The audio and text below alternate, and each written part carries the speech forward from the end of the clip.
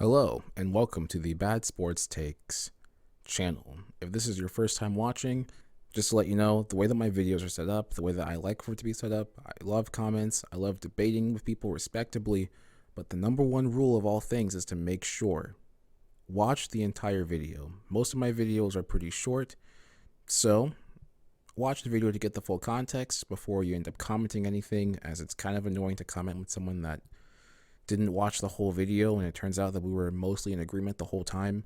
Watch the video, pay attention, and then comment to your heart's content. Thank you for stopping by in this video, and I hope you enjoy the following production. Hello, and welcome to another video of mine. Today is going to be a short video talking about how the Atlanta Falcons will perfectly rebuild, or rather how they should perfectly rebuild. The first part of this is pretty simple. Do not draft a quarterback in the 2022 NFL Draft. Yes, I know, it's tempting. Your quarterback room right now is Marcus Mariota, Josh Rosen, and Felipe Franks. So it's very tempting to look at that and say, you should draft a quarterback with high potential this year and maybe he'll turn into something. But don't do that. Don't do that.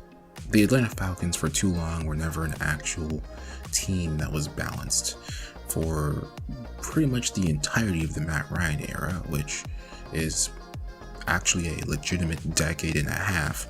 And this team was basically just pretty good offensively with defense that has more holes than Swiss cheese most years. So as a result, this team wasn't really a cohesive team as much as it was one side of the ball very much carrying the other. So what they need to do this year, the ideal draft in my opinion, is first round at the 8th pick, you take either Sauce Gardner or Derek Stingley Jr. You solidify your quarterback duo for the future. You already have your superstar cornerback in AJ Terrell, at least based off of how he performed last year, and you have at least in either case, Gardner or Stingley, you're getting a solid number 2 cornerback. In the second round, this is where you would try to get a nice edge player. David Ojabo is what I'm looking at actually here, because with the Achilles injury, he's probably not going to be as good as he would have been, but his draft stock is going to fall. And originally, as per that franchise guy, also known as Marcus Whitman, he was at least a top 3 edge rusher. So what you can do instead is in the second round, if you're Atlanta, assuming Ojabo is still on the board, you can pick him with your second pick, and then with the Titans pick or later on in that round, the pick that we got in exchange for Julio, because he basically did nothing for the Titans, so we got a second round pick for nothing basically. With that second pick, you can select another high floor, low ceiling offensive lineman maybe.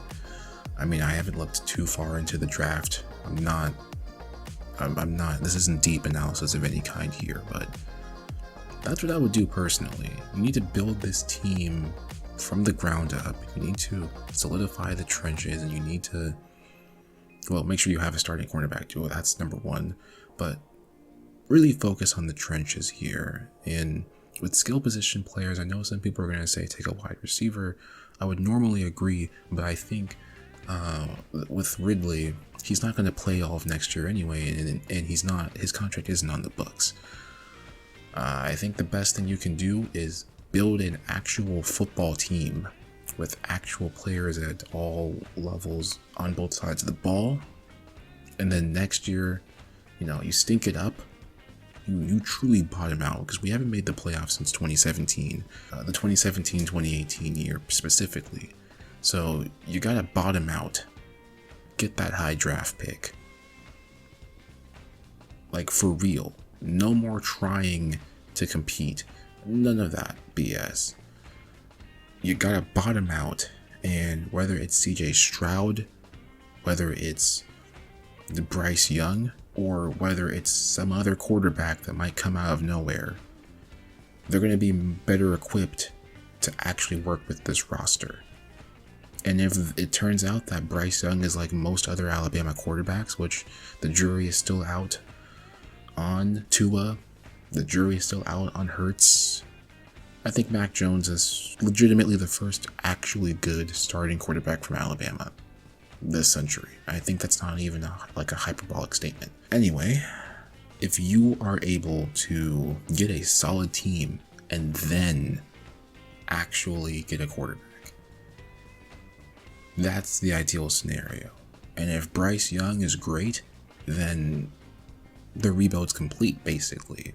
If he's not, well, now we have a good roster, and if we really want to compete, especially if Tom Brady's actually retiring, then you can go after another quarterback. We're in this pass-happy era, and I don't think we're going to be seeing quarterback droughts for, it's not going to be that bad. We're not going to go 3 or 4 years without seeing an elite quarterback prospect come out, so it's not going to be that hard to be in position to get a quarterback if you really want it. That's my opinion anyway, and that's my opinion on how the Falcons should do this rebuild and approach it. Do not draft a quarterback this year. None of the quarterbacks are going to immediately blow you away, and a lot of the developmental prospects, we're not in position to have them develop in the first place. That's my opinion, at least. I just want this team to actually be well-rounded and a good overall team. So, that's just my 2 cents.